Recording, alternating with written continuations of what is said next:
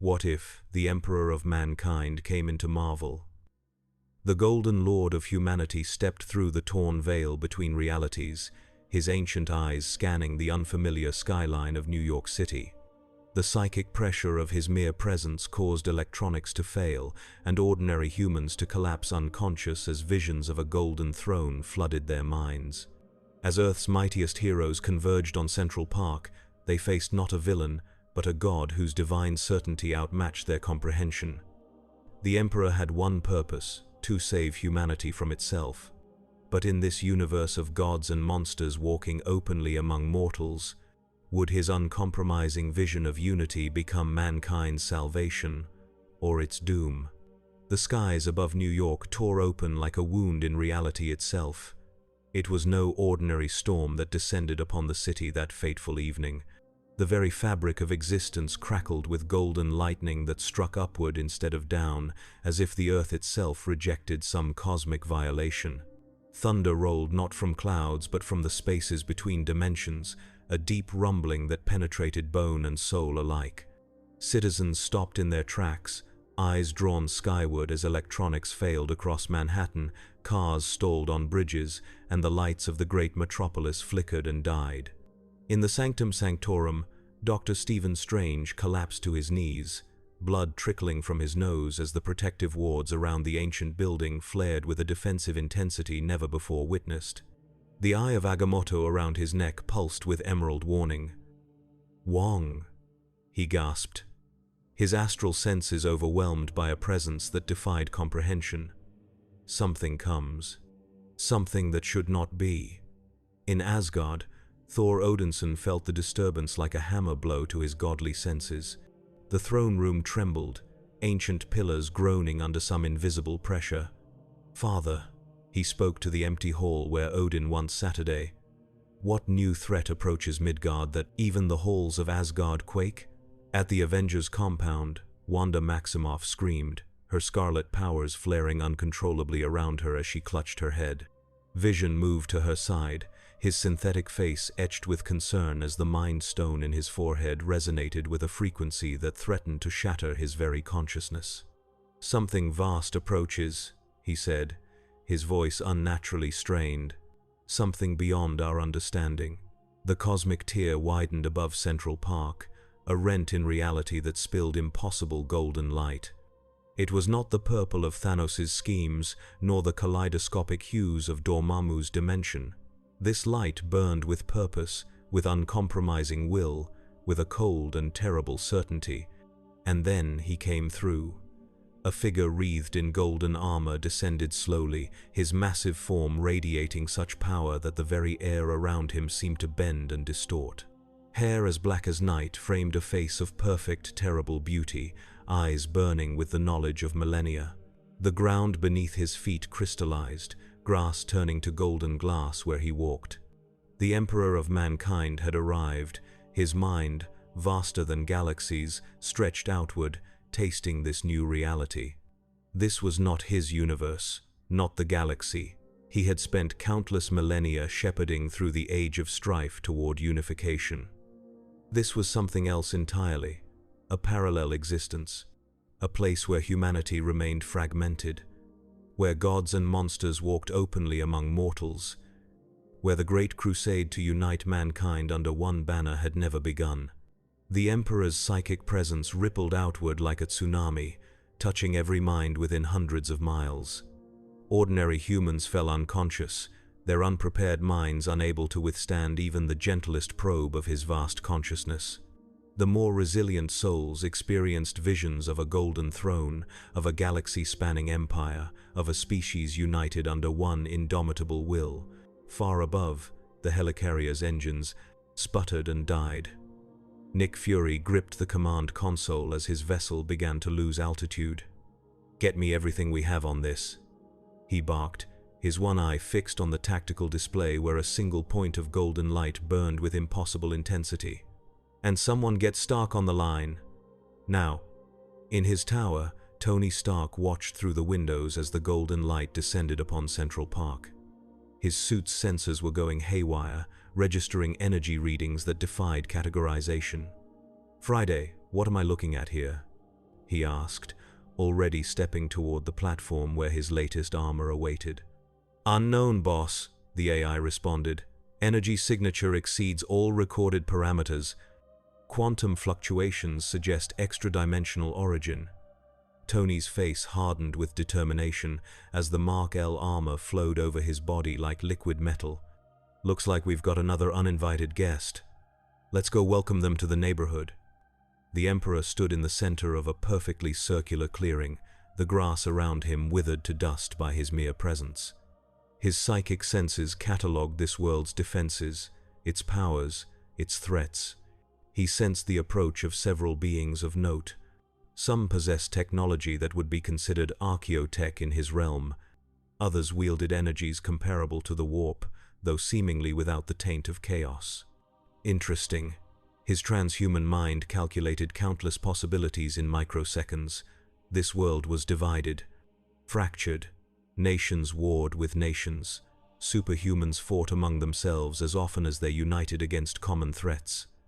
Alien invasions were repelled not by a unified human empire, but by loose coalitions of individuals with extraordinary abilities. And there were those who called themselves gods, who demanded worship from the very humans they claimed to protect. Unacceptable.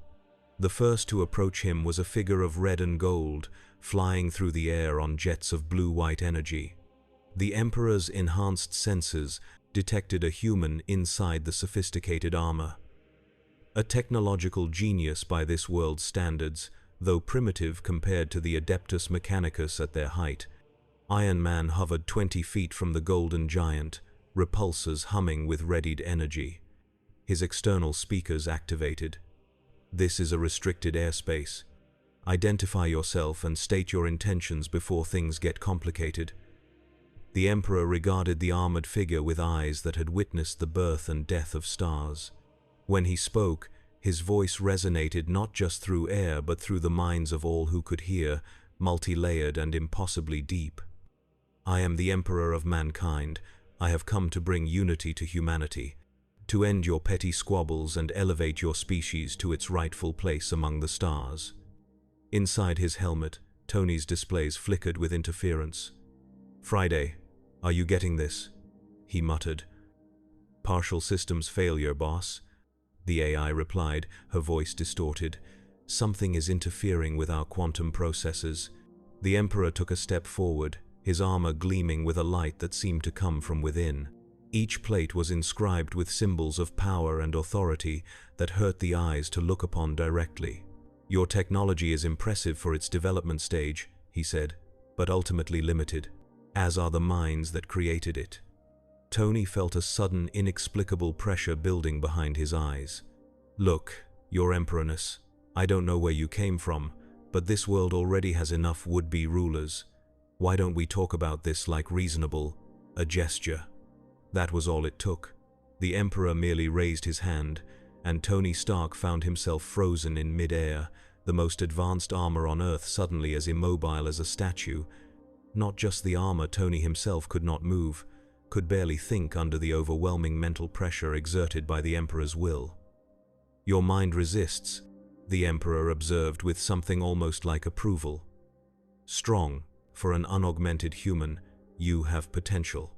Then, with terrifying gentleness, the Emperor allowed Iron Man to descend to the ground, where the armor opened against Tony's will, leaving him standing exposed before the golden giant. "Jesus," Tony breathed, looking up at the being who towered over him. "What are you?" "I am humanity's future," the Emperor replied. "I am what you could become, given millennia of evolution and purpose. In my reality, I have guided mankind for thousands of years, protecting them from horrors you cannot imagine, and I shall do the same here." The sky darkened as more figures appeared, a Quinjet descending rapidly, disgorging more of Earth's defenders. The Emperor watched impassively as Captain America, Black Widow, and Hawkeye approached, weapons ready but expressions uncertain. Steve Rogers stepped forward, shield raised defensively. "Sir, I'm going to have to ask you to stand down. We mean you no harm, but we can't allow you to threaten our people." The Emperor's gaze fell upon the shield, noting the vibranium alloy, a rare material in this world. Then, his eyes moved to the man who held it. A modified human, enhanced through crude science, but possessing a spirit that burned bright with conviction. "You speak of threats," the Emperor said, "yet your world teeters perpetually on the brink of annihilation. You fight among yourselves while greater dangers lurk beyond your atmosphere. Your species cannot survive divided." "That's not your decision to make," Steve replied firmly. "Freedom to choose our own path is what makes us human." The Emperor's expression darkened almost imperceptibly. "Freedom without purpose is merely chaos. I have seen what becomes of humanity without guidance. Extinction, corruption, damnation." The air grew heavy with tension as more heroes arrived. A crack of thunder announced Thor's arrival, Mjolnir crackling with lightning as he landed beside his comrades. The Asgardian's usually confident expression was replaced with one of wary respect. "This being possesses power unlike any I have encountered," Thor warned. "His aura resembles that of my father Odin at the height of his Odin force."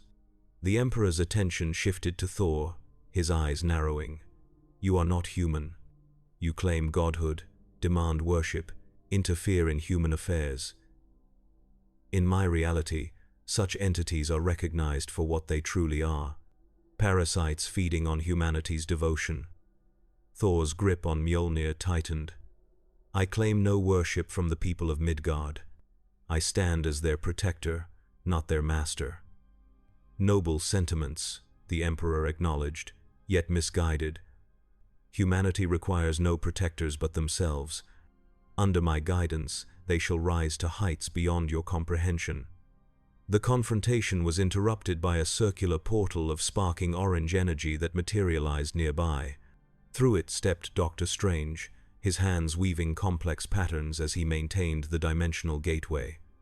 "This ends now," Strange declared, the cloak of levitation billowing around him. "You've breached the natural barriers between dimensions. Your presence here destabilizes the very fabric of our reality." The Emperor observed the sorcerer with genuine interest. "You wield energies similar to those of my reality's immaterium, dangerous forces that corrupt lesser minds, yet you appear untainted, fascinating." Strange's hands continued their arcane movements.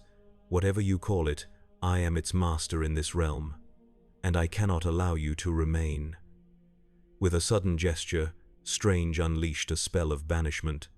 Golden sigils spinning toward the Emperor in complex patterns designed to force extra-dimensional entities back to their realm of origin. The magic struck the golden giant and simply dissolved, the carefully constructed spell unraveling like thread before scissors. "Impressive technique," the Emperor commented, "but ultimately futile. I do not merely exist in reality, I impose my will upon it." With that, the Emperor extended his consciousness, his psychic might focusing on Strange. The sorcerer gasped, the eye of Agamotto flaring desperately as it tried to shield its wearer from the mental assault. Strange fell to one knee, blood trickling from his ears. "Your artifact contains a fundamental force of your universe," the Emperor observed, "powerful but undisciplined. You call it magic. In my reality, we understand such forces for what they truly are." Captain America threw his shield with perfect precision, aimed at the Emperor's head. The vibranium disc, capable of cutting through tank armor, simply stopped in mid-air inches from its target. It hung there, vibrating slightly, before dropping harmlessly to the ground. "Enough," the Emperor declared, his patience visibly thinning. "I did not come to battle children who mistake themselves for warriors. I came to save humanity from itself." With a thought, he released a controlled wave of psychic energy. The assembled heroes found themselves immobilized, held in place by an unseen force that even Thor's godly strength could not resist. Only Strange maintained a flicker of movement, the eye of Agamotto glowing defiantly as it partially shielded him from the Emperor's power. "Now," the Emperor said, "you will listen. Your world stands at a crossroads. Divided, you will fall to the threats that approach from beyond the stars. United under my guidance, humanity will thrive and expand throughout the cosmos. The choice is simple. His voice resonated with absolute conviction, with the weight of thousands of years of experience. This was not a being who threatened or boasted. This was a being who simply stated what he knew to be true. In that moment, a new arrival pierced the psychic field surrounding the park. A red and blue figure swinging on a thin strand of synthetic webbing, moving with agility that even the Emperor found notable. Spider-Man landed atop a nearby statue, seemingly less affected by the psychic pressure than his more powerful allies. "Hey guys," he called nervously. "I was in the neighborhood, and whoa." His eyes widened behind his mask as he took in the Emperor's towering presence. "That's a big guy in gold. Is he related to you, Thor?" The Emperor's attention shifted to the newcomer, sensing something unique about this young human. His mind was somehow more adaptable, more resilient to psychic influence. A mutation, perhaps, or an enhancement that granted unexpected resistance. "You," the Emperor addressed Spider-Man directly. "You possess gifts beyond normal humanity, yet you use them to protect the very people who would fear and reject you if they knew your true nature. Why?" Peter Parker, caught off guard by the direct question, stammered slightly. "Because, with great power comes great responsibility. I mean, that's what my Uncle Ben taught me before he..." He trailed off, suddenly aware he might be revealing too much to this unknown entity. The Emperor considered this. Such a simple philosophy, yet it resonated with principles he himself had once held, before the weight of safeguarding an entire species had forced him to make harder choices. Before the long night had taught him that sentiment could not stand against the horrors that threatened humanity's extinction. "Your uncle was partially correct," the Emperor said. "But responsibility extends beyond mere protection. It requires vision, direction, the strength to make difficult choices for the greater good." As he spoke, more heroes arrived. The Scarlet Witch descended from the sky, her hands wreathed in crimson energy. Vision phased through the ground nearby, the Mind Stone in his forehead pulsing with power. The Emperor sensed the artifacts immediately. The stone in Vision's head radiated an energy signature that reminded him of the warp, condensed and crystallized into physical form. And the woman, her powers were chaotic, undefined, bubbling with potential that she herself did not fully comprehend. "Another being who plays at godhood," the Emperor observed, looking at Vision. "Created by human hands, yet housing power beyond their understanding." Vision met the Emperor's gaze steadily. "I was created, yes. But I have evolved beyond my programming. I protect life in all its forms, not merely human life." "A noble sentiment," the Emperor replied, "but naive. In the cosmos, species that do not prioritize their own survival are quickly rendered extinct." Wanda stepped forward, red energy crackling between her fingers. "You talk about humanity like you own it. We've faced others with the same idea. They're all gone. We're still here." The Emperor turned his attention to her, and Wanda flinched as she felt his mind touch hers. "Your power," he said. "It stems from the same energy as the stone, does it not? Chaotic, undefined, dangerous." Wanda's eyes widened in shock. "How could you know that?" "I have mastered energies that would drive lesser beings mad," the Emperor stated simply. "Your power is but a fraction of what flows through me, untrained, unrefined." With a sudden burst of determination, Wanda thrust her hands forward, scarlet energy lashing out at the Emperor. The magical assault struck a golden barrier that materialized around him, the two energies, scarlet and gold, warring against each other in spectacular fashion.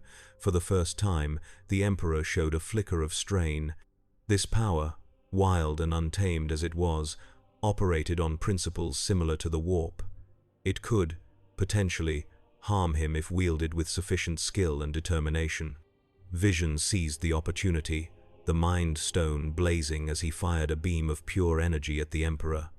The combined assault forced the golden giant back a single step, his armor absorbing energies that would have annihilated a lesser being. The Emperor's expression hardened. "Enough." With a gesture that seemed to tear at the fabric of reality itself, he released a fraction of his true power. Golden fire erupted from his form, expanding outward in a perfect sphere. Where it touched, matter transformed. The grass of the park turned to crystalline formations. Trees became statues of golden glass. The very air seemed to solidify and shatter.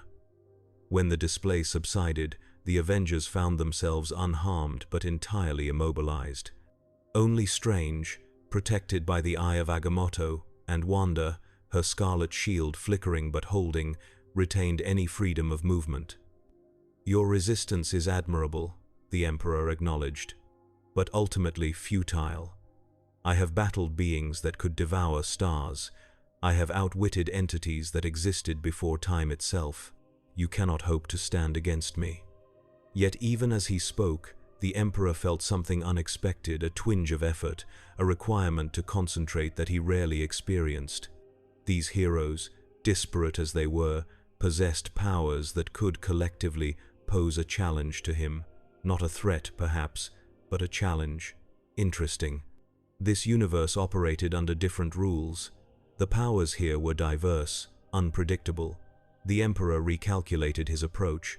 "I have not come to conquer through force," he stated, relaxing his hold slightly to allow the heroes to breathe more easily. "I have come to guide, to unite. I offer humanity a path to greatness it cannot achieve alone." Captain America, still struggling against invisible bonds, managed to speak. "History is full of tyrants who claim to want what's best for humanity. They all failed." "I am not a tyrant," the Emperor replied. "I am humanity's shepherd, its guardian against terrors your limited perspective cannot comprehend." "Then, help us understand," came a new voice. A Quinjet had landed nearby, and from it emerged Nick Fury, unarmed but for a small device in his hand. "Because from where I'm standing, you look an awful lot like the kind of threat S.H.I.E.L.D. was created to counter." The Emperor's gaze fell upon the one-eyed man, sensing a mind hardened by decades of vigilance and difficult decisions. Here was someone who understood the burden of protection, even if on a scale infinitesimal compared to his own. "Your organization," the Emperor said, "it watches for threats to this world, maintains technology and information beyond what the general population is permitted to know. You understand, at least in principle, the necessity of guiding humanity from the shadows." Fury's expression remained impassive. "There's a difference between protection and control. We maintain the choice, the freedom that makes humanity worth protecting in the first place." "Freedom," the Emperor repeated, a note of weariness in his voice. "You cling to that concept without understanding its cost. I have seen worlds where freedom was prioritized above all else. They fell to horrors beyond your comprehension. Their populations enslaved, corrupted, or exterminated because they lacked the unity to stand against the darkness." As he spoke, the sky above New York began to change. It was subtle at first, a deepening of shadows, a strange refraction of light. Then, visible only to those with enhanced perception, shapes began to form in the clouds. Impossible architectures, faces that were not faces, the distant echo of laughter that caused physical pain to those who heard it. "Even now," the Emperor continued, "your reality feels the pressure of my arrival. The barriers between dimensions grow thin. What lurks between worlds senses opportunity." Strange's expression shifted from defiance to alarm as he perceived the changes. "What have you done?" he demanded. "What's coming through?" "Nothing, yet," the Emperor replied. "But they will come, they always do. The ruinous powers, the great devourer, the Necron Empire. Different names in different realities, but the threats remain constant. Predators that feed on divided, unprepared species." With a gesture, the Emperor released the heroes from his psychic grip. They staggered, regaining their balance, weapons still ready but uncertainty now visible on their faces. "I offer you a choice," the Emperor said. "Accept my guidance, allow me to prepare humanity for what comes.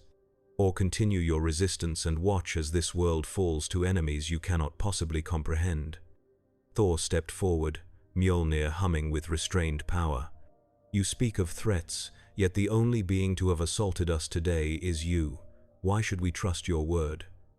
The Emperor regarded the Asgardian with something approaching respect. "You are right to question. Trust must be earned." He turned his gaze to Strange. "You, sorcerer, your mind has glimpsed other dimensions. Use your artifact. Look beyond the veil of reality. See what approaches." Strange hesitated, then raised his hands, the eye of Agamotto opening to reveal the time stone within. Green energy spiraled outward as he peered through potential futures, his expression growing increasingly horrified. "There are things," Strange whispered. "Vast intelligences. Hungry gods, swarms that blacken entire star systems." He lowered his hands, the eye closing as he struggled to process what he had seen. "And they're aware of us now. More aware than before." "The psychic ripple of my arrival," the Emperor explained. "It has drawn attention. In my reality, humanity faced these threats alone for millennia before I revealed myself. Many human worlds fell. Billions perished. I would spare your reality that fate." Captain America looked to Strange, then back to the Emperor. "If these threats are real, then help us prepare. Work with us, not over us. That's how we do things here." The Emperor's expression remained stern. "Noble sentiment, but insufficient. Your world's current defensive capabilities are comparable to primitive tribes wielding spears against starships. The technological gap alone would doom you." Iron Man, who had been unusually quiet, suddenly spoke up. "So give us the technology. Share your knowledge. Let us advance, on our own terms." "Time is a luxury you do not possess," the Emperor countered. "The entities I speak of do not grant centuries for gradual advancement. Once they turn their full attention to your world, you will have years at most, months perhaps." As the debate continued, Wanda felt a strange pressure building at the edges of her perception. The scarlet energy around her hands flickered with patterns she had never generated before. Unconsciously, she raised a hand toward the Emperor, her power seeking something within the golden giant. The Emperor sensed her probe and turned, eyes narrowing. "Fascinating. Your power seeks to understand mine. Be careful, witch. Some knowledge breaks the minds that contain it." But it was too late. Wanda's power had made contact with something deep within the Emperor's psyche. A fragmentary vision flashed through her mind, a golden throne, a withered figure kept alive by ancient technology, a galaxy in flames, 9 figures of terrible power laughing as worlds burned. She screamed, blood streaming from her eyes as the connection broke. Vision rushed to her side, supporting her as she collapsed. "What did you do to her?" he demanded, the Mind Stone flaring defensively. "I did nothing," the Emperor replied. "She touched memories from my reality. Visions of what comes when humanity fails to unite." Wanda looked up, her gaze now filled with a mixture of fear and certainty. "He believes what he says," she gasped. "I saw it. Horrors without end. But I also saw..." She hesitated. "A throne built on uncounted bones. An empire sustained by constant sacrifice. Unimaginable suffering justified in the name of survival." The Emperor's expression hardened. "What is the suffering of some compared to the extinction of all? These are the calculations those who would lead must make." Fury stepped forward. "That kind of math doesn't add up on this world, Your Majesty. We find another way." "There is no other way," the Emperor stated with absolute conviction. "I have witnessed the fall of countless civilizations across 10,000 years. Those who cling to comfortable ideals perish first." The tension was broken by a sound that seemed impossibly mundane in the context, a cell phone ringing. Tony Stark reached into his pocket, glancing at the screen. "It's Hill," he said, referring to Maria Hill, Fury's second in command. "She says there's something happening at the United Nations. Every delegation is receiving the same message simultaneously, in their heads." The assembled heroes turned to the Emperor, who stood impassive. "A demonstration," he explained. my psychic projection, reaching the leaders of your fractured nations simultaneously. They are being offered the same choice I offer you: unity under my guidance, or destruction under the heel of threats they cannot comprehend. Fury's eye narrowed.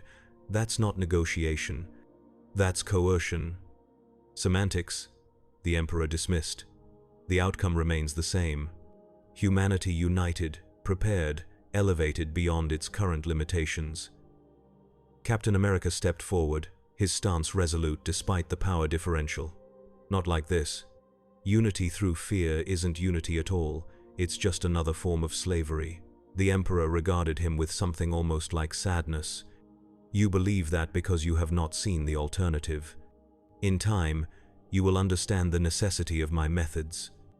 With those words, the Emperor began to ascend, rising into the air on waves of golden energy that distorted the very fabric of space around him.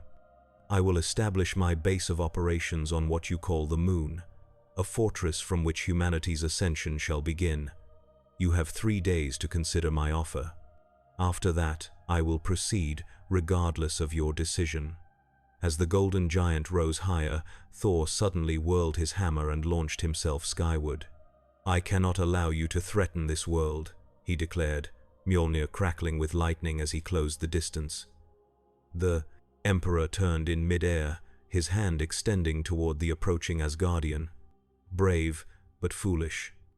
A beam of pure golden energy erupted from the Emperor's palm, striking Thor with such force that even his godly constitution could not withstand it. The thunder god plummeted back to earth, creating a crater where he landed. He rose slowly, visibly shaken, Mjolnir trembling in his grip. He is stronger than anything I have faced, Thor admitted, blood trickling from the corner of his mouth. Perhaps stronger than Odin himself. The Emperor continued his ascent until he was merely a point of golden light among the clouds. Then, in a flash that briefly turned night to day, he was gone, streaking toward Earth's satellite at speeds that defied conventional physics. The gathered heroes stood in stunned silence, trying to process what had just transpired. It was Spider-Man who finally broke the tension. So, did we just meet Space Jesus? Or what? No one laughed. On the lunar surface, the Emperor stood alone, gazing back at the blue marble that was Earth. So much potential there, so much squandered in petty conflicts and divided purposes, just as it had been in his own reality before he had united Terra under his banner and begun the Great Crusade. With a thought and a gesture, he began to reshape the lunar regolith. The ground trembled as massive structures began to rise, towers of impossible architecture, walls that shimmered with golden energy. A fortress that would serve as the foundation for humanity's new empire. As he worked, the Emperor considered the beings he had encountered. Powerful, yes, more powerful than he had initially calculated. The sorcerer with his reality-bending powers. The artificial being with the energy stone embedded in its forehead. The woman whose chaotic abilities had actually managed to touch his mind. They would resist. Of course they would. Just as some had resisted during the unification wars on Terra in his reality, they could, and not see beyond their limited perspectives, could not comprehend the necessity of his vision. In time, they would understand, or they would perish. The outcome was inevitable either way. Back on Earth, an emergency meeting convened at the Avengers compound.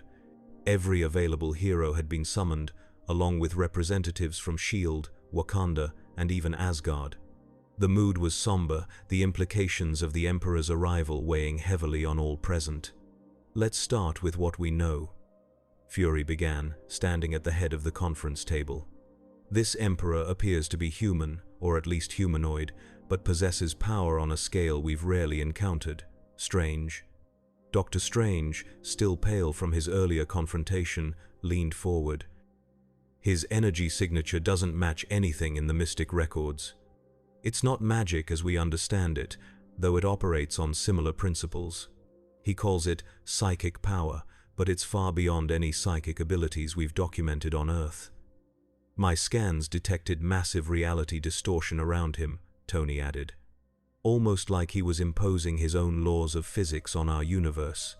The energy output was, well, let's just say if we could harness it, we could power the entire planet for a century. Thor, his usual boisterous manner subdued, spoke next. On Asgard, there are legends of beings called Celestials, entities of such power that they could create or destroy worlds at will. His might reminded me of those tales. But he claimed to be human, Steve pointed out. From another reality, but human nonetheless. Wanda, who had recovered somewhat from her psychic contact, shook her head. Not just human. Humanity's future, as he sees it. I glimpsed fragments of his mind. He believes himself to be the pinnacle of human evolution, the guardian of mankind's destiny. Vision placed a comforting hand on her shoulder. And he is convinced that his way unity through absolute control is the only path to survival. Which brings us to the threats he warned about, Fury continued. Strange, you saw something when you used the time stone. Care to elaborate? Strange hesitated, his hands trembling slightly. It was difficult to comprehend. Entities that exist partly in our dimension, partly outside it, vast swarms that consume all life, machine empires older than human civilization, and 4 presences, intelligences that feed on emotion, worship, suffering. They were distant, unfocused, but the Emperor's arrival seems to have drawn their attention. So he wasn't lying about the threats, Bruce Banner noted quietly. He had arrived late to the gathering, having been in a remote lab when the Emperor appeared. Not necessarily, Strange conceded. But that doesn't justify his methods. Replacing one form of domination with another isn't salvation. The question remains. T'Challa, the Black Panther and King of Wakanda, spoke for the first time. How do we respond to his ultimatum? 3 days before he proceeds with his plans, with or without our cooperation. We fight, Steve said firmly. We've faced would-be conquerors before. Have we? Tony challenged. This isn't Loki with an alien army, or Ultron with his robot legions. This is a being who stopped Thor with a gesture, who shrugged off a direct hit from the Mind Stone, who unraveled one of Strange's spells like it was a child's puzzle. Stark is right, Thor acknowledged grimly. Our usual tactics will not prevail against such power. The debate continued, strategies proposed and dismissed, alliances considered and questioned. Throughout it all, a sense of inevitability hung in the air. This was not an enemy they could defeat through conventional means. As the sun rose on the second day, satellite imagery confirmed what they already suspected. A massive structure now dominated the lunar surface, a fortress of gleaming gold and impossible architecture, visible to the naked eye from Earth. Within hours, telescopes around the world were trained on it, social media exploded with speculation, and governments issued contradictory statements ranging from calls for calm to declarations of emergency. The Emperor watched it all unfold from his lunar stronghold. Their fear, their confusion, their desperate attempts to understand what was happening, so predictable, so human. It reminded him of the early days of the unification, before Terra had recognized the inevitability of his rule. With a thought, he extended his consciousness toward Earth once more, not to all minds this time, but to a select few, those with the potential to understand, those who might serve as his generals, his administrators, his primarchs in this new reality.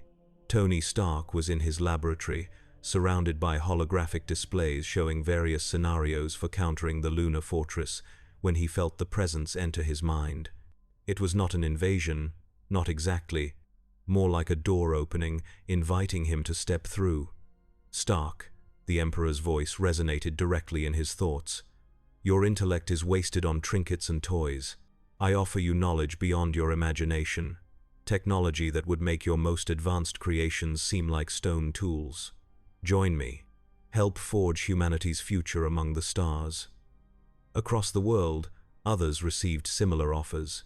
T'Challa was shown visions of Wakanda expanded to encompass continents, its advanced technology the foundation for a new human empire. Bruce Banner was promised control over his other self, an end to the constant struggle between man and monster. Wanda Maximoff was offered mastery over her chaotic powers, an understanding that would transform her from a dangerous wildcard to a controlled weapon of immense potential. Even Steve Rogers, the embodiment of resistance to tyranny, was not exempt. The Emperor showed him a world united, at peace, humanity spreading throughout the galaxy without the constant warfare and division that had defined its history. Consider carefully, Emperor's voice echoed in each mind. What I offer is not domination but transcendence, not subjugation but salvation. The path is difficult, yes. Sacrifices must be made, but the alternative is extinction. The psychic projections ended as suddenly as they had begun, leaving each recipient shaken and uncertain. The offers had been tailored with terrifying precision to each individual's deepest desires, greatest fears, and most noble aspirations. At the Sanctum Sanctorum, Dr. Strange sat cross-legged in the meditation chamber, the eye of Agamotto open before him as he searched through millions of possible futures. In each one, he saw variations of the same outcome, the Emperor's vision fulfilled, humanity united under his banner, spreading throughout the cosmos. Yet in each scenario, something vital was lost. The spark that made humanity unique, the chaotic potential that drove innovation and adaptation, the very freedom that the Emperor claimed to be sacrificing for their survival. And beneath those futures, Strange glimpsed something else, a shadow growing. Entities stirring in the void between dimensions, drawn by the Emperor's overwhelming psychic presence. The threats he had warned of were real, but his very existence in this reality was accelerating their approach.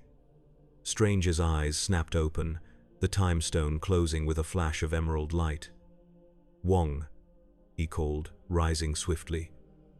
"Prepare the mirror dimension chamber, and contact everyone. We have less time than we thought." On the lunar surface, the Emperor stood at the heart of his newly created fortress.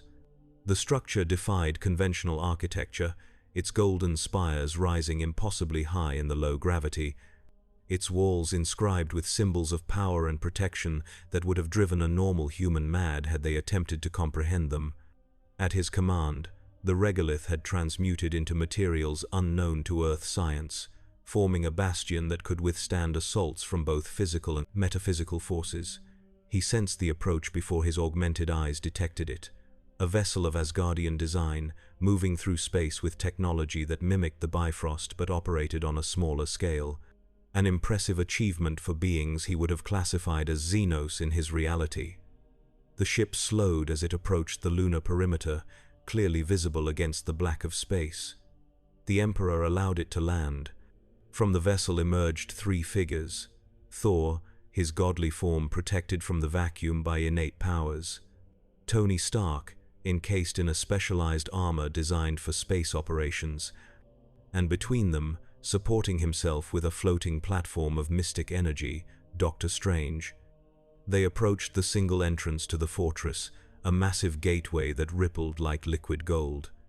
As they neared, it solidified and parted, opening into a vast hall that somehow contained air and Earth-normal gravity.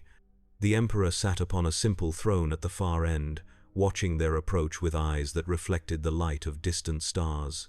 He wore the same ornate golden armor, but now his head was crowned with a circlet of metal that seemed to absorb light rather than reflect it. "You are earlier than expected," he said, his voice echoing throughout the chamber. "Have you come to accept my offer, or to make futile objections?" Thor stepped forward, Mjolnir held respectfully at his side rather than raised in threat. "We come to speak plainly, Emperor of mankind.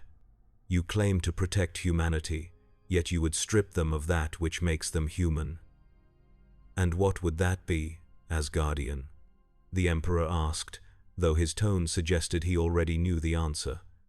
"Choice," Strange replied before Thor could speak. "The right to determine their own destiny, even if that destiny leads to failure." The Emperor's expression remained impassive. Choice is a luxury afforded to species that are not hunted across the cosmos. In my reality, humanity learned this lesson through near extinction. Would you have your people learn the same way? Tony stepped forward, his helmet retracting to reveal his face. We've faced extinction-level threats before. We're still here. Not because someone imposed their will from above, but because we chose to stand together when it mattered. Admirable sentiments, the Emperor acknowledged, but ultimately naive. The threats you have faced are insignificant compared to what comes. Strange raised his hands, orange sigils forming between his fingers. About that, I've been looking ahead, Emperor, using the time stone to peer into possible futures. And I've noticed something interesting. The Emperor's eyes narrowed slightly, the first hint of concern he had shown since his arrival. The stones of this reality are powerful artifacts, but limited. They cannot fully comprehend the scope of what approaches. Maybe not, Strange agreed. But they showed me enough to know that your presence here isn't just warning us of these threats, it's accelerating their arrival. Your psychic footprint spans dimensions, leaving a trail for them to follow. For the first time, the Emperor hesitated before responding. An unforeseen complication. The barriers between realities are different here, more permeable to certain energies. In other words, Tony translated, your arrival punched a hole in the cosmic fabric, and now the big bads you were warning us about are using it like a highway. The Emperor rose from his throne, his massive form towering over even Thor. All the more reason to prepare, to unify your world's defenses under a single banner, under my guidance. Or, Strange countered, all the more reason for you to return to your own reality before the damage becomes irreparable. The Emperor's expression hardened. I cannot return. The passage was one way, a desperate measure taken when my own universe faced collapse. I am here now, and I will not stand idle while humanity faces annihilation. Thor stepped closer, his voice lowered though all could still hear him. There is another possibility, Emperor, one we come to propose in good faith. The Emperor regarded the Asgardian with mild curiosity. Speak then. Work with us, not above us, Thor said. Share your knowledge, your power, but allow humanity to maintain its sovereignty. Be an ally, not a ruler. The Emperor's laugh was unexpected, a sound that seemed to carry the weight of millennia of bitter experience. I tried that approach once, in the early days of Old Terra. I guided from the shadows, inspired great leaders, planted seeds of advanced knowledge when humanity was ready. Do you know what happened, Asgardian? Thor remained silent, sensing the answer would not be pleasant. They fell to fighting among themselves, the Emperor continued. Nation against nation, ideology against ideology. Technology meant to elevate was weaponized. Discoveries meant to unite were hoarded. The age of strife nearly ended humanity before the threats from beyond could even reach them. With respect, Strange interjected, this isn't your Earth. Our history is different. Our potential is different. Your history, the Emperor said, follows the same patterns, different names, different dates, but the same fundamental flaws. Humanity divided against itself while greater predators circle. As they debated, something changed in the chamber's atmosphere, a subtle shift that only those with enhanced senses detected at first. The air seemed to thicken, colors becoming slightly wrong, sounds echoing as if through water. The Emperor sensed it first, his head snapping up, eyes focusing on something beyond the physical realm. They come, he stated simply, all pretense of negotiation vanishing from his voice. Sooner than I calculated, the dimensional barriers are failing. Strange felt it a moment later, the hairs on his arms standing on end as mystic alarms triggered in his consciousness. Something's breaking through, not just in one place, everywhere. The Emperor moved with shocking speed for his massive frame, striding past the three heroes toward the entrance of the fortress. Witness, he commanded, what I sought to protect you from. Outside, the stark beauty of the lunar landscape had changed.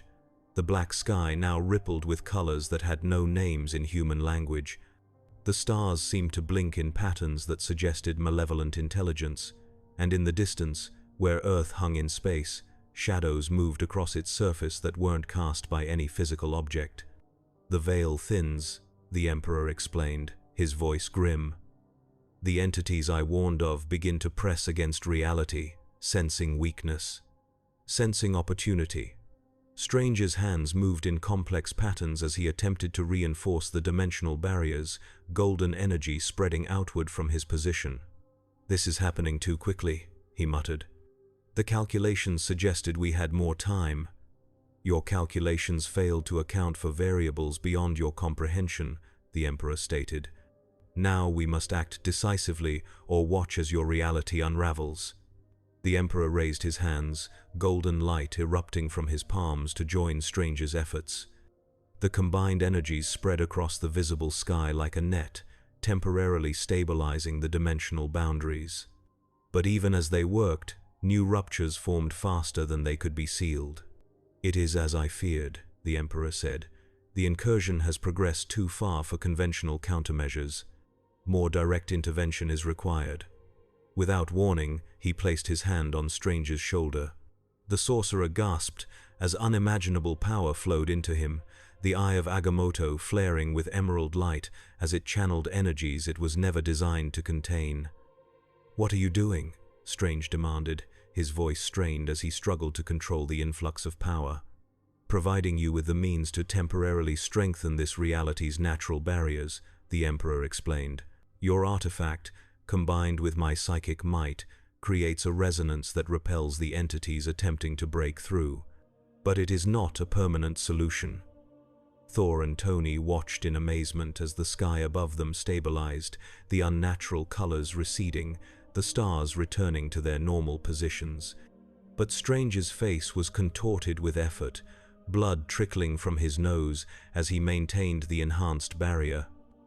"I cannot hold this indefinitely," he gasped. "Nor should you have to," the Emperor replied, removing his hand. Strange staggered but remained standing, the flow of power reduced to manageable levels. "What you witnessed was merely the first wave, the harbingers of what approaches. The true threat remains beyond the veil, gathering strength for a full incursion." Thor's expression darkened. "Then we must prepare. Asgard will stand with Midgard against this threat." "Noble, but insufficient," the Emperor said. "Your Asgard is powerful by this universe's standards, but pales in comparison to what comes.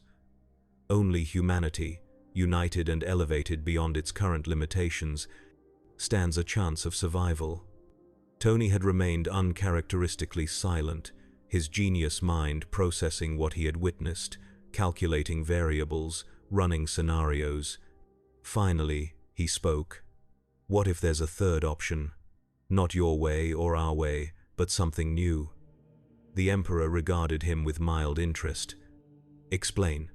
You say you can't go back to your reality. Fine. But what if we could send these entities back to where they came from? Close the breach from this side?" "Impossible with your current technology and understanding," the Emperor dismissed. "Our current technology, sure," Tony agreed, "but what about yours? Combined with the Infinity Stones, combined with Asgardian science, combined with Strange's magic, combined with every resource we can muster." For the first time, the Emperor seemed to truly consider an alternative to his original plan. Such an effort would require perfect coordination, unquestioning obedience to a unified strategy, resources beyond what your fractured nations would willingly provide. "Then earn their trust," Thor suggested. "Demonstrate your value as an ally rather than imposing your will as a conqueror."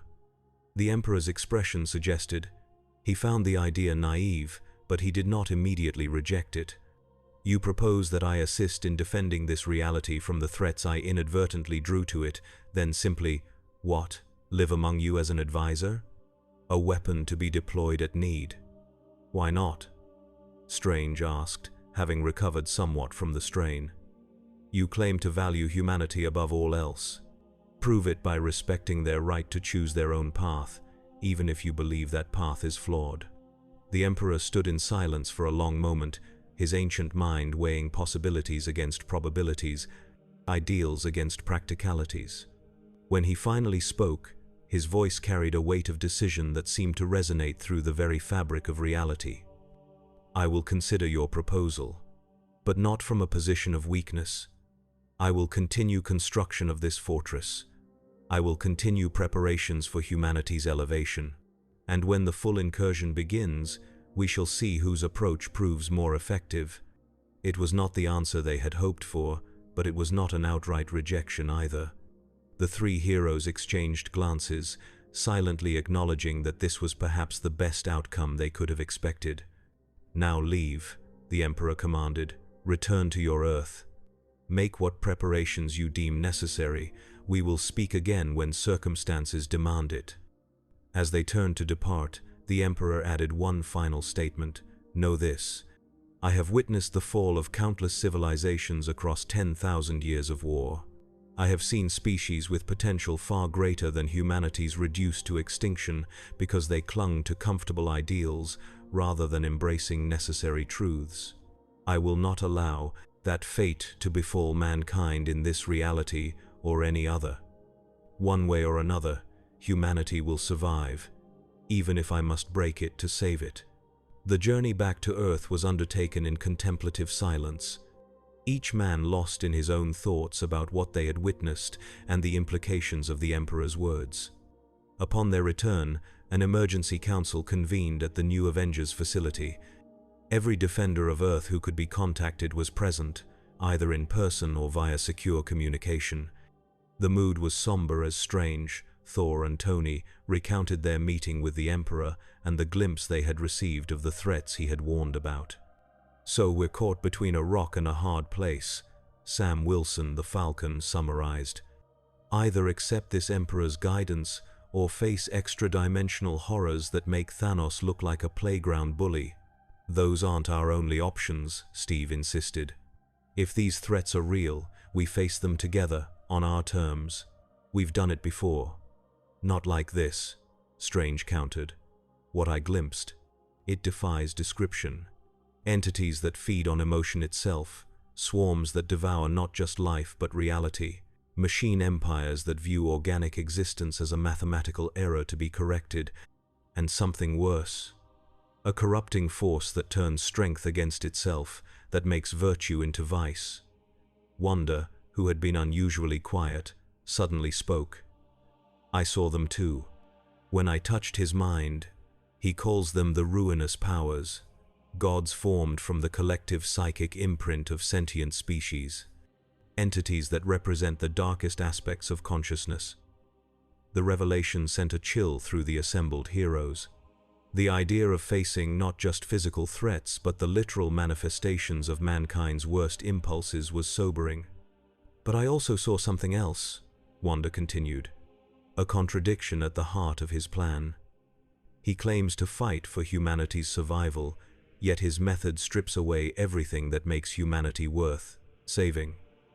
In his reality, mankind survives as a vast, oppressive empire built on ignorance and endless sacrifice. Trillions living and dying in service to a doctrine they don't even understand. Better than extinction," Natasha Romanoff noted pragmatically. "Is it?" Steve challenged. "What's the point of survival if we lose our souls in the process?" The debate might have continued indefinitely, but it was interrupted by an alarm that blared throughout the facility. Screens activated automatically, showing news feeds from around the world. Strange disturbances were being reported globally. Unexplained phenomena that defied scientific explanation. Shadows that moved against the light. Voices heard in empty rooms. Technology malfunctioning in patterns that suggested intelligence rather than random failure. And above it all, aurora-like lights in the sky, visible even in daylight, rippling with colors that caused physical discomfort to those who gazed upon them too long. "It's starting," Strange said grimly. "Faster than I anticipated. The dimensional barriers continue to weaken." "Can you stop it?" Fury demanded. Strange shook his head. "Not alone, not permanently. What the Emperor and I did on the moon was a temporary measure, and it required his power combined with the Time Stone. "Then we need him," Bruce Banner stated simply. "Whether we like his methods or not, we need his knowledge and his power." "At what cost?" Steve argued. "If we surrender our autonomy now, we'll never get it back." As they debated, Tony Stark stood apart, his mind racing through possibilities, discarding plans almost as quickly as he formulated them. Finally, he rejoined the group. "I might have a solution," he announced. "Not perfect, not guaranteed, but a third option." All eyes turned to him as he activated a holographic display showing schematics that combined elements of Earth technology, Asgardian science, and theoretical models based on what they had observed of the Emperor's capabilities. "We build our own dimensional barrier," Tony explained, "a shield not just around Earth but around our entire reality. Using the Infinity Stones as power sources, amplified by technology derived from studying the Emperor's fortress." "That's ambitious," Bruce commented, studying the schematics with scientific interest. "Impossible, you mean?" Natasha corrected.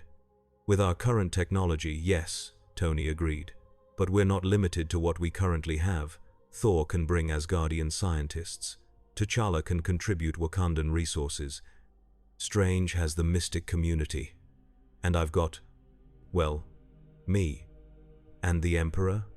Fury asked the question on everyone's mind. Tony's expression hardened with determination. "We offer him a choice. Help us as an ally, sharing his knowledge while respecting our autonomy. Or watch as we potentially destroy ourselves attempting to solve the problem our way." "He will not respond well to ultimatums," Thor warned. "It's not an ultimatum," Tony countered. "It's an opportunity for him to prove that he truly values humanity's survival above his own vision of how that survival should be achieved." The plan was far from perfect. The technological hurdles alone were daunting, to say nothing of the coordination required between nations, organizations, and individuals who had rarely worked together effectively. But it was a plan that maintained humanity's agency, that rejected both unconditional surrender to the Emperor and passive acceptance of the approaching threats. Work began immediately. The Avengers facility became the central hub of the most ambitious scientific and mystical collaboration in Earth's history. Scientists from around the world, many brought in under the highest security clearances, worked alongside sorcerers from Kamar Taj. Wakandan engineers shared technology they had previously kept hidden for centuries. Asgardian specialists arrived, bringing knowledge that blended advanced science with what humans consider magic.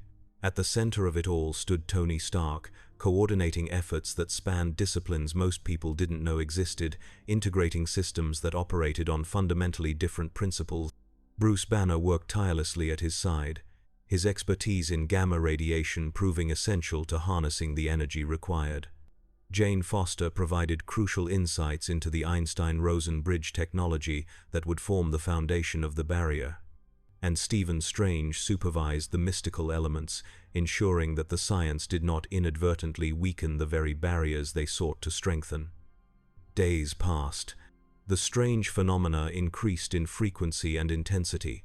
People reported nightmares of such vivid horror that they feared sleep. Animals behaved erratically, sensing threats invisible to human perception. The skies darkened with clouds that moved against the wind, forming patterns that seemed almost like faces or symbols before dissolving again. And on the moon, the Emperor watched. His fortress had grown, expanding across the lunar surface, golden spires reaching toward Earth like accusing fingers. Occasional pulses of energy emanated from the structure, temporarily stabilizing the worst dimensional breaches when they occurred. He was keeping his word, preventing immediate catastrophe, but doing nothing to address the underlying problem. On the fifth day, as the global situation deteriorated further, a delegation was dispatched to the lunar fortress. This time, it consisted of Steve Rogers, Tony Stark, and Stephen Strange, Earth's strategist, inventor, and mystic defender united in purpose. They were admitted to the Emperor's throne room without delay. He sat waiting for them, his expression unreadable, golden armor gleaming in the artificial light. "You returned sooner than expected," he noted. Has your resolve already faltered in the face of what comes? Steve stepped forward. We're not here to surrender, Emperor. We're here to offer a partnership. The Emperor's eyebrow raised fractionally, the only indication of surprise. Explain. Tony activated a portable holographic projector displaying the schematics of their dimensional barrier project. We're building this, he stated simply. A shield to repair the dimensional breaches and prevent further incursions. But we need your knowledge to complete it. The Emperor studied the display with interest that slowly transformed into something approaching respect. Ambitious. The theoretical framework is sound, though your implementation remains crude. You lack understanding of certain fundamental principles. That's why we're here, Strange said, to propose an exchange. Your knowledge for our independence. Help us complete this barrier, teach us what we need to know to defend ourselves, and we'll withdraw our opposition to your presence in our system. A compromise, the Emperor mused. Rare in my experience for it to be offered rather than forced. He rose from his throne, towering over them as he approached the holographic display. Your design has merit, but critical flaws. The power requirements alone would exceed anything your civilization could generate, even with Asgardian assistance. That's where the Infinity Stones come in, Tony explained. 6 fundamental forces of our universe, harnessed together. The Emperor's interest visibly intensified. Show me these stones. Strange hesitated, then opened the eye of Agamotto, revealing the Time Stone within. Its green light pulsed with ancient power. This is one of them. The others are scattered, protected. Together, they grant power over the fundamental aspects of existence. Time, space, reality, mind, soul, power. The Emperor studied the stone with newfound respect. In my reality, such artifacts were mere legends, echoes of the war in heaven perhaps.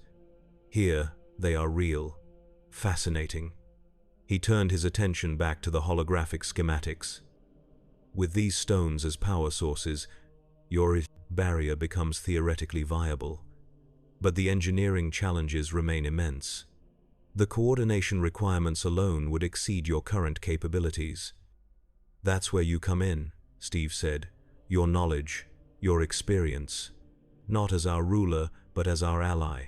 The Emperor was silent for a long moment, his ancient mind calculating possibilities, weighing outcomes against probabilities. And if I refuse? If I maintain that only through unity under my direct guidance can humanity survive?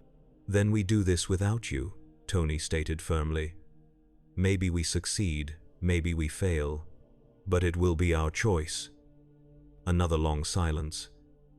Then, unexpectedly, the Emperor laughed. It was a sound of genuine amusement, though tinged with the weariness of ages. In all my millennia, the stubbornness of humanity never ceases to surprise me. Even in the face of extinction, you cling to your independence with admirable tenacity.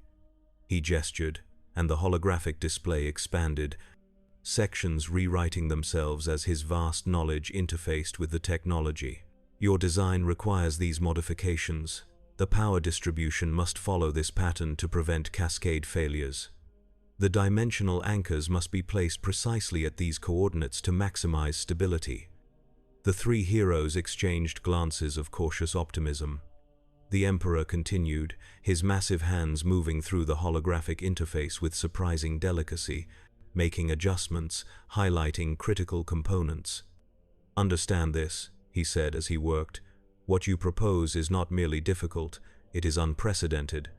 Even in my reality, with all its advanced technology and mastery of the warp, such a barrier would be considered theoretically impossible. You attempt what gods would hesitate to undertake. We've beaten the odds before, Steve said simply. The Emperor paused, studying the human with renewed interest. Yes, this reality's humanity possesses a remarkable capacity for defying probability. Perhaps, he hesitated, as if the thought was difficult to articulate. Perhaps that is why I was drawn here. not merely by random chance or cosmic accident, but by some deeper resonance. A recognition that here, humanity's potential follows a different path than in my reality. It was the first suggestion that the Emperor might be reconsidering his fundamental assumptions, that he might be open to the possibility that his way was not the only way for humanity to survive and thrive. "I will assist with your barrier," he declared finally. "I will provide the knowledge you require. But know this, if your approach fails, if the incursion cannot be halted by your methods, I will implement mine. Humanity's survival remains non-negotiable, even if the form of that survival does not meet with your approval." It was not unconditional support, but it was more than they had dared hope for. The bargain was struck. The Emperor would share his knowledge, provide guidance for the barrier project, while remaining on the Moon rather than establishing direct rule over Earth. Work on the barrier accelerated with the Emperor's input. What had seemed insurmountable technical challenges were resolved through applications of principles humanity had not yet discovered. The collection of the Infinity Stones became the highest priority, with teams dispatched across Earth and beyond to secure them. The Time Stone remained with Doctor Strange. The Mind Stone still resided in Vision's forehead. The Space Stone, once contained within the Tesseract, was retrieved from a secret shield facility. The Reality Stone, known as the Ether, required negotiation with the Asgardians who had secured it after the convergence. The Power Stone was recovered from Nova Corps custody on Xandar, requiring a diplomatic mission led by Thor himself. And the Soul Stone, the most enigmatic of all, remained hidden until Wong discovered ancient texts in Kamar-Taj that pointed to its location on a distant planet called Vormir. As the stones were gathered, the dimensional incursions intensified. Cities around the world reported phenomena that defied explanation. In Moscow, shadows moved independent of their casters. In Tokyo, electronic systems generated messages in languages that had never existed on Earth. In Cairo, the sky turned blood red at noon, remaining that way for precisely 17 minutes before returning to normal. Panic spread despite the best efforts of governments to maintain calm. Religious leaders proclaimed the end times. Scientists struggled to explain events that violated known natural laws. And through it all, the image of the Emperor's lunar fortress remained visible in the sky, a constant reminder of the choice humanity faced: acceptance of his rule, or the desperate gamble of the barrier project. The final component of the barrier was constructed in orbit, a massive array of satellites and space stations linked by technology that blended Stark innovations, Wakandan vibranium applications, and Asgardian energy systems. At strategic locations around the globe, groundside facilities housed the equipment necessary to channel and control the power of the Infinity Stones. On the day of activation, representatives from every nation gathered at the Avengers compound to witness the culmination of their unprecedented collaboration. The mood was tense, expectant. Success meant humanity would face the extra-dimensional threats on its own terms. Failure likely meant acceptance of the Emperor's vision, if there was even time for that before the full incursion began. The 6 Infinity Stones were placed in specially designed receptacles at 6 different facilities around the world, each surrounded by the most powerful protection available. Teams of scientists, engineers, and mystics stood ready at each location, prepared to monitor and adjust the flow of energy as needed. In orbit, Tony Stark supervised the space-based components. His most advanced armor interfaced directly with the system. Below, Bruce Banner coordinated the ground facilities, his expertise in gamma radiation proving essential to managing the tremendous energies involved. And Stephen Strange, along with the collected mystics of Kamar-Taj, worked to ensure that the barrier would affect the right dimensions, sealing the breaches without cutting Earth off from benign cosmic forces. The Emperor watched from his lunar fortress, his psychic senses extended to observe every aspect of the operation. He had fulfilled his part of the bargain, providing the knowledge needed to complete the barrier. Now he would witness whether humanity could implement it successfully. As the moment of activation approached, Strange contacted the Emperor through mystic communication. "There's something you should know," the sorcerer said. "The barrier will seal all dimensional breaches, including the one that brought you here. Once activated, no further travel between realities will be possible in either direction." "I am aware," the Emperor replied. "It is a necessary parameter for complete dimensional integrity. It also means you will be permanently stranded here," Strange pointed out, "unable to return to your own reality even if a method were discovered." The Emperor's response held a note of grim amusement. "There is nothing for me to return to, sorcerer. My reality faces its own ending. That is why I came here, to ensure that at least one version of humanity survives the coming darkness." The countdown began. Around the world, the Infinity Stones pulsed with increasing intensity, their energies channeled through systems designed to harmonize and amplify their fundamental properties. In orbit, the satellite array hummed with power, preparing to extend the barrier not just around Earth, but around the entire solar system. At 10 seconds remaining, alarms blared across all monitoring stations. The dimensional breaches were expanding at an exponential rate, as if the forces beyond had sensed the impending closure of their access points and were making a final, desperate push to break through. The skies above every continent tore open, revealing glimpses of realms that drove observers to madness. Creatures of nightmare began to materialize, demons of pure emotion, swarms of chitinous horrors, machines that moved with terrible purpose. The incursion had begun in earnest. Now or never, Tony's voice came through the communication system, initiating final sequence. The Infinity Stones flared simultaneously, their energies shooting skyward in 6 brilliant columns of light. The satellite array captured and redistributed the power, forming a web of energy that quickly expanded to encompass the planet. As it touched the dimensional tiers, they began to close, reality knitting itself back together under the influence of the stone's fundamental power. But it wasn't enough. The incursions were too numerous, too powerful. The barrier formed, then fluctuated, struggling to maintain integrity against the pressure of entities desperate to break through. "We're losing coherence in sectors 3 and 5, Bruce reported, his voice strained. "The power distribution is becoming unstable." "The dimensional anchors aren't holding," Strange added. "Something is actively counteracting our efforts. Something with intelligence and purpose." In orbit, Tony watched as portions of the barrier flickered and failed, allowing glimpses of the horror that awaited beyond. "We need more power," he muttered. "The stones alone aren't enough against this level of opposition." On the moon, the Emperor observed the failing barrier with a mixture of disappointment and grim vindication. Humanity's attempt was valiant but ultimately insufficient.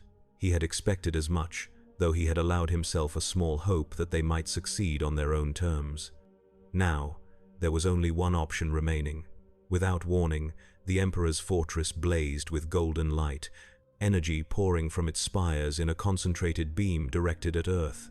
But rather than striking the planet itself, the energy interfaced with the barrier, reinforcing it, stabilizing the fluctuating sections. In the command center, Strange sensed the change immediately. "The Emperor," he said. "He's channeling his power into the barrier."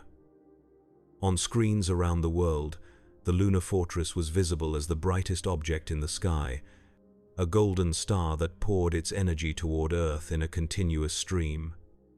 The barrier strengthened, its coherence improving as the Emperor's power merged with that of the Infinity Stones. But even this combined might struggle against the forces pressing from beyond. The dimensional tears slowed their closure but did not stop completely. Something vast and malevolent continued to push against reality itself, seeking entrance. In his fortress, the Emperor recognized what was happening. The entities he had warned of, the ruinous powers, the Great Devourer, the Necron Empire, had sensed a new reality ripe for conquest. They would not be denied easily. There was only one solution. One final sacrifice to secure humanity's future. Without hesitation, the Emperor redirected his psychic power, not merely supporting the barrier but actively interfacing with it.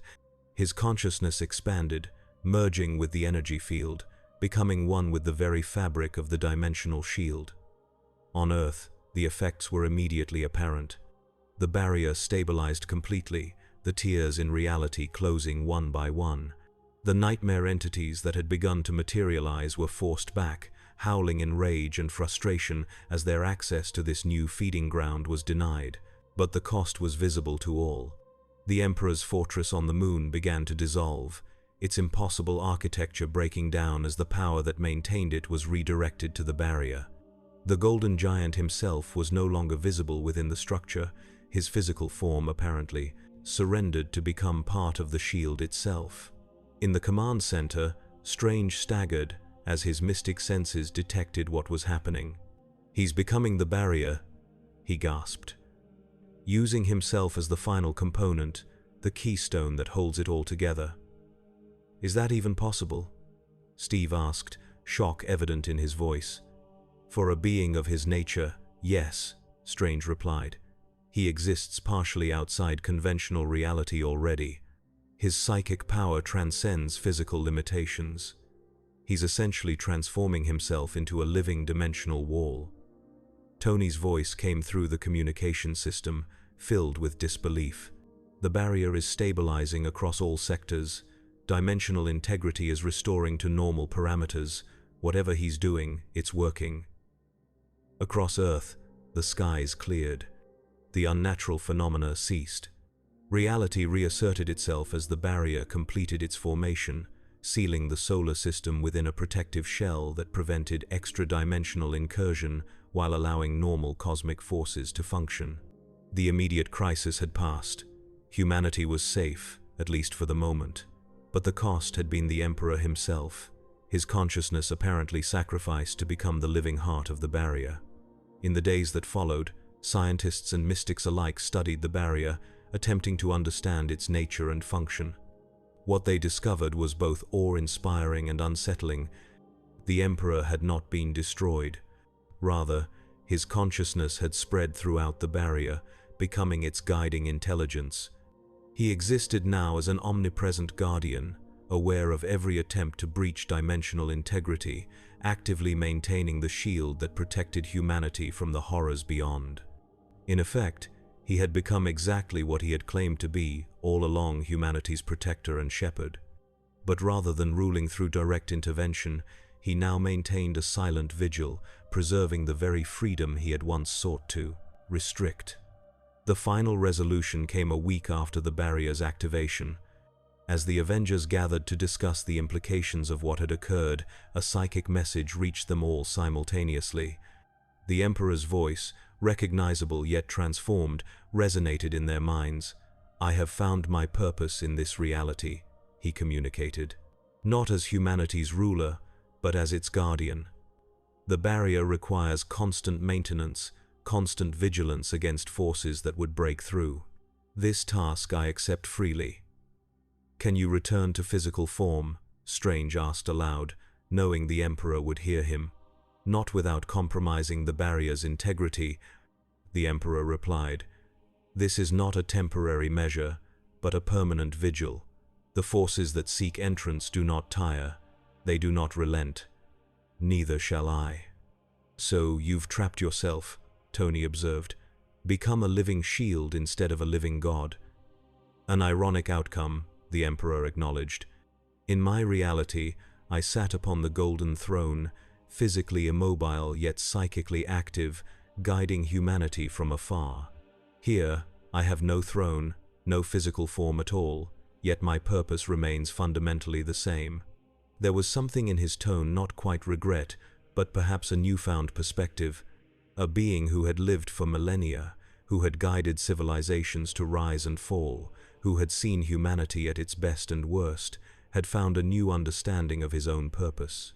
"I have existed long enough to know that change is the only constant," the Emperor continued, "even for one such as I. My methods were forged in a reality where compromise meant extinction. Perhaps here, in this universe where humanity has demonstrated remarkable resilience against cosmic threats, a different approach is not merely possible but necessary." "Does this mean you approve of our stubborn independence after all?" Steve asked, a hint of satisfaction in his voice. The Emperor's response carried a trace of what might almost be called humor. "Approve would be an overstatement, Captain Rogers. Let us say I have revised my assessment. Your reality's humanity possesses qualities mine had lost long before my emergence. A capacity for unity without uniformity, for cooperation without submission. These are strengths I had forgotten could exist." "And the threats you warned about?" Thor questioned. "They remain beyond the barrier?" "They circle like predators, testing for weakness," the Emperor confirmed. "They will never cease their attempts to break through. But neither will I cease my vigilance. This is the purpose I have chosen, the duty I have assumed." The implications were profound.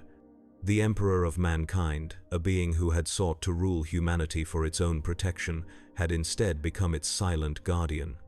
Not imposing his will from a throne of gold, but maintaining a shield of energy and consciousness that preserved humanity's freedom to choose its own path. In the months that followed, life on Earth gradually returned to normal, or as normal as it could be, with the knowledge that a godlike being had become the living barrier, protecting reality itself. The Infinity Stones were returned to their various guardians, no longer needed to maintain the dimensional shield now that the Emperor's consciousness served as its foundation. Scientists studied the barrier, finding it impenetrable to all conventional methods of analysis. Mystics sensed its presence as a constant reassurance, a wall between reality and the horrors that lurked beyond. And ordinary people, for the most part, continued their lives unaware of how close their world had come to extinction. Occasionally, in moments of crisis or cosmic significance, those with enhanced perception would feel the Emperor's attention shift, his vast consciousness focusing briefly on events of particular importance, not interfering, merely observing as humanity made its choices, faced its challenges, continued its journey toward whatever destiny awaited. One old year to the day after the barrier's creation, Dr. Strange stood alone on the roof of the Sanctum Sanctorum, gazing up at the night sky. To normal eyes, nothing appeared different. The stars shone as they always had. The moon hung in its accustomed place. But to Strange's mystic senses, the Emperor's presence was visible as a subtle golden aura that encompassed the entire solar system. "Are we worth it?" Strange asked softly. "The sacrifice you've made, the eternal vigil you now maintain, is humanity truly worth such a price?" The response came not as words but as impressions, feelings, fragments of thought that Strange's mind struggled to interpret. Pride in what humanity had achieved, hope for what it might become, determination to ensure it had the chance to reach its potential. And beneath it all, a certainty that had survived millennia of war, betrayal, and disappointment. A fundamental belief in humanity's worth that transcended reason or logic. Strange smiled faintly. "I suppose that answers that." He turned to go back inside, then paused as one final impression reached him. A simple acknowledgement from the being who now existed beyond conventional understanding. "I have found my purpose, not as humanity's master, but as its shield. This is not sacrifice, but fulfillment." And so the Emperor of mankind, who had come to a new reality seeking to impose his vision of unity through strength, instead found a different path. Not a throne from which to command, but a barrier through which to protect. Not subjects to rule, but a species to guard. Not the master of mankind, but its most dedicated defender. The stars continued their eternal dance, the planets spun in their orbits, and around it all, unseen but ever present, the Emperor maintained his vigil, watching, waiting, protecting, not for glory or worship or power, but for the simplest and most profound of reasons, because humanity, with all its flaws and follies, all its contradictions and complexities, was worth protecting.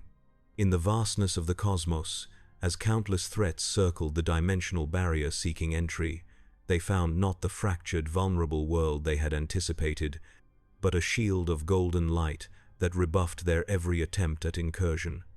A shield maintained by a consciousness that had once sought to conquer what it now chose to defend. a being who had found, at last, the true meaning of his existence, not in dominion, but in sacrifice.